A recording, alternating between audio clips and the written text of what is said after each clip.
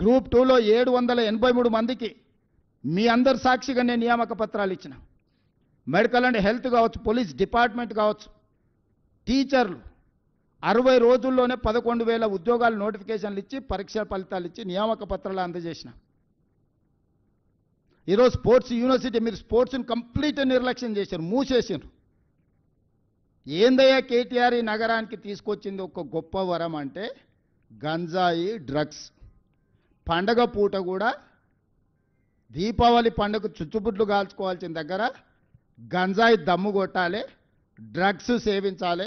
ఈ నగరాన్ని ఒక డ్రగ్స్ అడ్డాగా కేంద్రంగా మార్చిండు కేటీఆర్.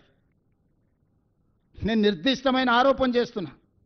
నువ్వు కలిసి తిరిగిన కేదార్ దుబాయ్లో డ్రగ్స్ మోతాదు మించి చచ్చిపోయినట్టు రిపోర్ట్లు రాలేదా? నీకు అత్యంత సన్నిహితుడు కదా, నీ వ్యాపార పార్ట్నర్ కదా. నీ బావమరిది ఫామ్ హౌస్లో దొరికిన వాడు డ్రగ్స్ కొకైన్ తీసుకొని దొరికింది నిజం కాదా?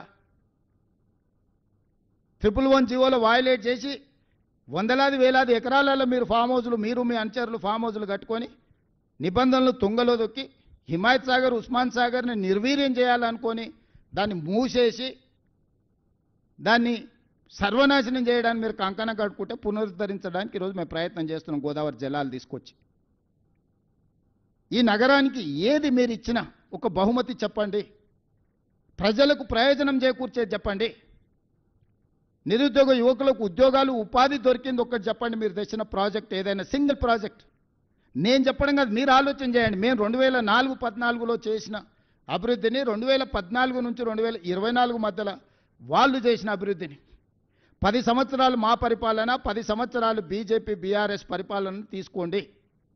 నరేంద్ర మోడీ గారైనా చంద్రశేఖరరావు గారైనా గత 10 సంవత్సరాలుగా వాళ్ళు చేసిన ప్రణాళికలు ఏంటివి, తెచ్చిందేందో ఎక్కడ నిలబడి చర్చ చేద్దామన్నా నేను సిద్ధం. కేటీఆర్ను కిషన్ రెడ్డిని ఇద్దరిని కలిసిరమని అడుగుతున్న, బ్యాడ్ బ్రదర్స్ని ఇద్దరిని. ఇవాళ ఈ నగరాన్ని అభివృద్ధి చేయాలంటే మాకు బీఆర్ఎస్ బీజేపీ ఎమ్మెల్యేలు ఎంపీలు అడ్డంకిగా మారినరు, చీడ పురుగుల్లాగా తయారైనరు. కంటోన్మెంట్లో కాంగ్రెస్ గెలిస్తే 5,000 కోట్ల రూపాయలతోనే అభివృద్ధి పనులు మొదలుపెట్టినాం. ఇవాళ జూబ్లీ హిల్స్లో గెలిస్తే ఇక్కడ నగరంలో అభివృద్ధి చేయడానికి నాకు సహకారం అందుతుంది. ఇవాళ అందుకే జూబ్లీ హిల్స్ కాంగ్రెస్ గెలవాల్సిన అవసరం ఉంది. నగరాన్ని అభివృద్ధి చేయాలంటే ప్రజాప్రతినిధుల సహకారం అవసరం. ఈరోజు ఓల్డ్ సిటీలో ఎంఐఎం నాకు సహకరించినందుకు 20 ఏళ్ల నుంచి ఆగిపోయిన గౌలిగూడ నుంచి Chandrayangutta old city metro rail ఈరోజు పనులు వేగంగా జరుగుతున్నాయి. అండర్ గ్రౌండ్ డ్రైనేజ్ పనులు జరుగుతున్నాయి. మిరాలం ట్యాంకులో elevated road bridge, cable bridge ఈరోజు 500 కోట్లతో పనులు ప్రారంభమైనాయి.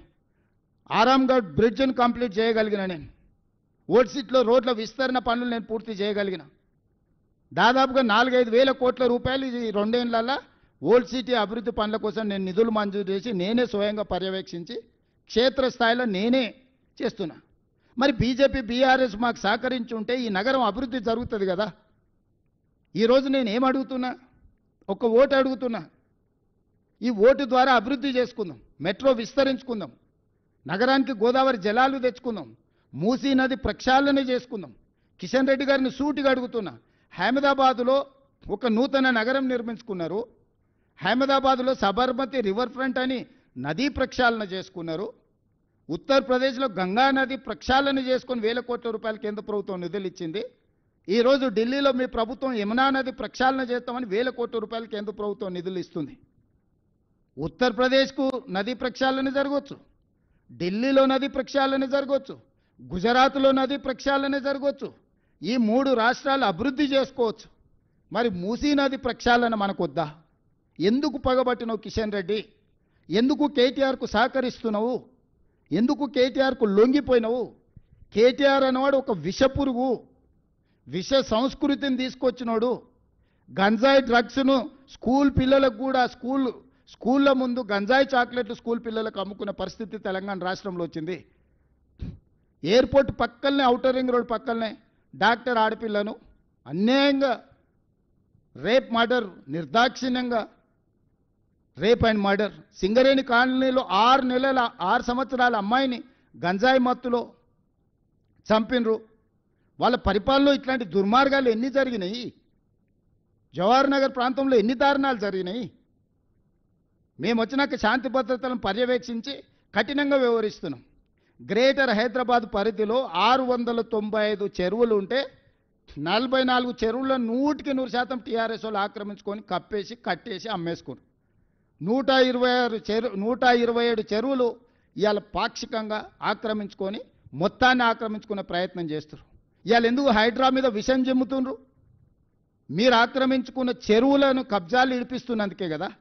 బతుకమ్మ కుంట ఎవరయ్యా కబ్జా పెట్టుకుంది? ఎడ్ల సుధాకర్ రెడ్డి అని అంబర్పేట టీఆర్ఎస్ ఇన్ఛార్జ్ కాదా? చంద్రశేఖరరావు పోతే హెలికాప్టర్లో పూల వర్షం కురిపించిండని నజరాని కింద బతుకమ్మ కుంట ఎడ్ల సుధాకర్ రెడ్డి కట్టబడితే మెడల మీద 4 దెబ్బలు కొట్టి మొత్తం అవతల పడేసి ఇవాళ హైడ్రా ఖాళీ చేసి బతుకమ్మ కుంటను పునరుద్ధరించి మొన్నటి బతుకమ్మ అక్కడ మేము పండుగ జరిపినాం. ఇది నిజం కాదా? తుమ్మిడి కుంట ఇన్కన్వెన్షన్ నాగార్జున గారు ఆక్రమించుకుంటే ఎన్నిసార్లు విజ్ఞప్తి చేసినా వినకపోతే ఉన్నది ఉన్నట్టు మొత్తం కూల్చి ఈరోజు తొమ్మిడి కుంటని ఈరోజు పునరుద్ధరిస్తలేమా? సున్నం చెరువును ఆక్రమించుకున్నారు, నల్ల చెరువును కుక్కట్పల్లిలో ఆక్రమించుకున్నారు. ఇట్లాంటివి ఎన్నో చెరువులను మీరే కదా. బేగంపేటలో